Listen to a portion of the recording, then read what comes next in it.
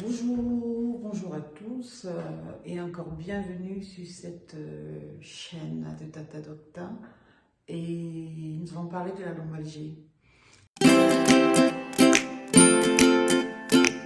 La lombalgie, c'est une affection qui touche un plus grand nombre de populations actuellement et qui est la problématique de nombreux médecins de famille, c'est-à-dire médecins généralistes, ceux qui suivent une liste de personnes. En Europe, on a une catégorie de médecine qui est une spécialité de médecine générale où il y a un taux de patients qui est affilié à un médecin et le médecin se charge de le suivre tout au long de leur affiliation à lui pratiquement.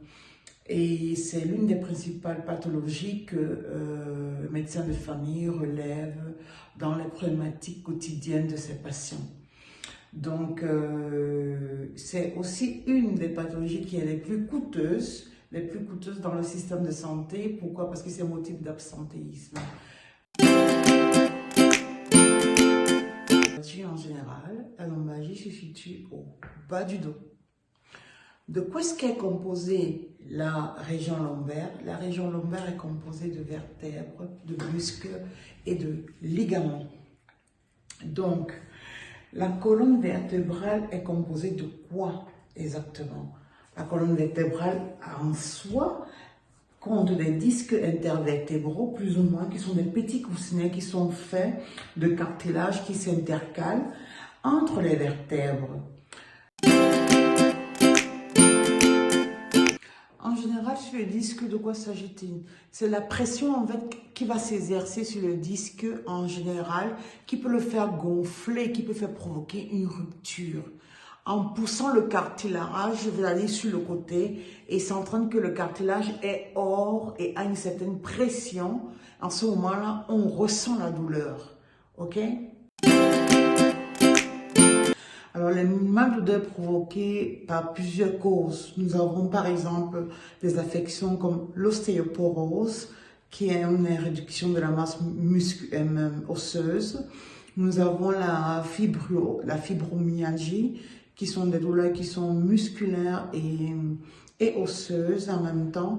Nous avons la spondyloarthrite, qui est une maladie qui touche des facteurs rhumatologiques. Nous avons la sténose du canal rachidien.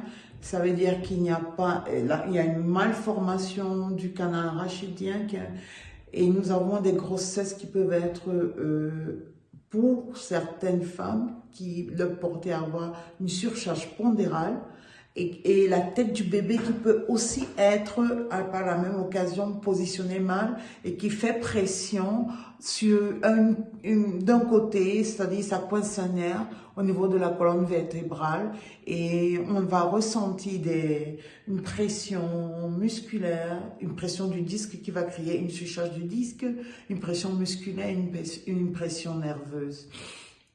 Donc, elles sont variées, elles sont vastes, les causes qui peuvent provoquer des douleurs au niveau du dos. Nous avons ici l'ostéoporose qui est une dégradation de la matière osseuse. Avec l'âge, ça peut provoquer le mal de dos parce qu'aussi la colonne vertébrale se dégrade, voilà. Il peut y avoir une fibromyalgie qui peut être une myalgie des fibres, donc nerveuse. Donc, ils font que ça affaiblisse la colonne vertébrale parce que les fibres nerveuses passent au-dedans de la colonne vertébrale. Et puis, tout d'un coup, si la colonne vertébrale en soi est faible, les nerfs passent, les fibres en soi sont faibles. Et voilà, et la colonne vertébrale aussi est faible parce qu'il y a l'ostéoporose. Voilà. Ça concerne les personnes qui ont un surpoids pondéral, c'est-à-dire qui ont pris un peu de poids, les personnes qui ont une posture incorrecte et qui ont des muscles plus ou moins au niveau du bas de dos, de l'abdomen qui sont faibles. Ça veut dire que le poids pondéral aura tendance à le faire plier ou à changer de posture pour s'adapter à son poids parce qu'il est en surpoids. où les muscles du bas du dos sont faibles et ça a tendance à le laisser supporter tout et changer de posture en se courbant. Voilà. La symptomatologie du mal de dos peut être vraisemblable pour faire penser à une autre pathologie qui n'est pas localisée au niveau lombaire. Oui, effectivement. En général, il y a des pathologies qui sont spécifiques qu'il faut réussir à canaliser en fonction des symptômes, les canaliser dans le bon endroit parce qu'elles ne sont pas toujours synonymes de mal de dos. Nous avons des infections au niveau du rein. On peut avoir une infection, une pathologie au niveau de la vésicule biliaire. On peut avoir des problèmes d'ulcères, d'estomac ou d'appendicite qui peuvent avoir aussi des symptômes de douleur au niveau du dos. Nous pouvons aussi avoir des anévrismes de l'aorte abdominale et des infections de la colonne vertébrale et même des tumeurs. Il faut savoir faire un diagnostic différentiel qui va dire non. On se concentre un peu plus sur le rein, on se concentre un peu plus sur une pathologie, une tumeur au niveau de la colonne vertébrale, où on se concentre un peu plus au niveau de l'estomac, des ulcères ou de la vésicule biliaire. Donc, il faudra les éliminer avant de se consacrer totalement sur la colonne vertébrale. Nous allons constater que le traitement, en général, d'une pathologie lombaire dépend de sa cause.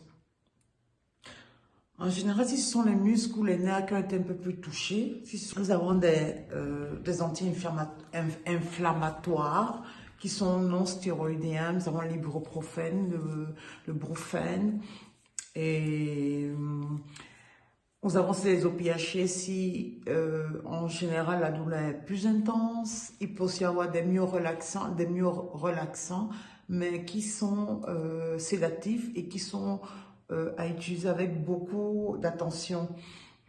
Dans certains cas, nous pouvons avoir en ce moment-là la possibilité d'avoir usage à un physiothérapeute ou un chiriothérapeute, oui.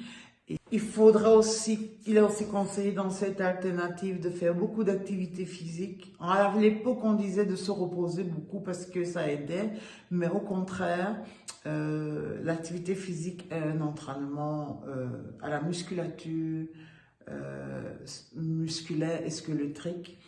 Et ça permet de remettre en marche tous les mouvements qui sont difficiles et de réchauffer plus ou moins les os, la posture. Nous avons aussi ici la perte du poids. La perte du poids reste importante parce qu'avec de l'âge, nous prenons tous un peu de poids. Et en général, la masse osseuse, quand nous y avons 30 ans, s'est constituée, s'est solidifiée à cette période-là. En général, après, nous prenons du poids par des grossesses ou par des obésités, hommes comme femmes. Et souvent, notre dos en ressent.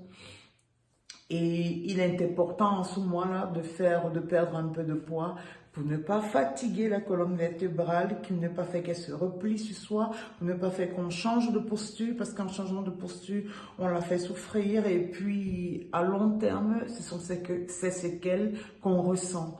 Donc, il y a aussi des exercices qui sont très spécifiques qu'on pourrait faire pour renforcer les muscles qui soutiennent pratiquement le bas du dos. Donc là, en général, on est aidé par un physiothérapeute, comme j'ai dit. La prévention des pathologies lombaires est basée sur le renforcement de la musculature qui soutient notre dos. Donc, sur ce domaine-là, nous devons améliorer nos positions assises, comme ça, et notre position debout. Nous devons chercher à l'améliorer à tout temps. Donc, par là, nous aurons une position, notre mesure préventive consiste à adopter la bonne position lorsque nous portons les charges. Ok? La bonne position lorsque nous portons les charges, ça veut dire quoi? Ça veut dire que il faut plier les genoux, s'abaisser avec les genoux pliés pour prendre une charge. et éviter toute torsion du dos brusque. Donc, ça baisse en même temps avec les genoux. On se relève de manière progressive avec les genoux et on utilise la force de nos jambes pour se soulever. Ça, c'est assez important parce que ça permet en fin de compte, vous allez voir que ça permet en fin de compte de ne pas faire travailler trop le dos. Alors, les positions brusques lorsqu'on se lève, par exemple, parce que on est au marché, il y a une cliente qui s'est présentée tout d'un coup devant nous, la maman est assise, la vendeuse, elle se lève brusquement pour réclamer son assaut, comme on dit, mais alors à ce moment-là, on va sentir un crack au niveau du dos. Donc, il faut savoir se lever de manière progressive et en s'appuyant toujours sur les jambes. Toujours sur les jambes, ok? C'est toute une école et nous allons continuer à en parler. Donc, pour l'instant, on a fait un briefing très léger de la pathologie lombalgie et nous allons y revenir avec le temps. Donc, mes coucous, mes tontons et mes tatas, moi, je vous salue là. On se revoit pour la prochaine thématique. Allez, bis! Bonne soirée, ciao, ciao!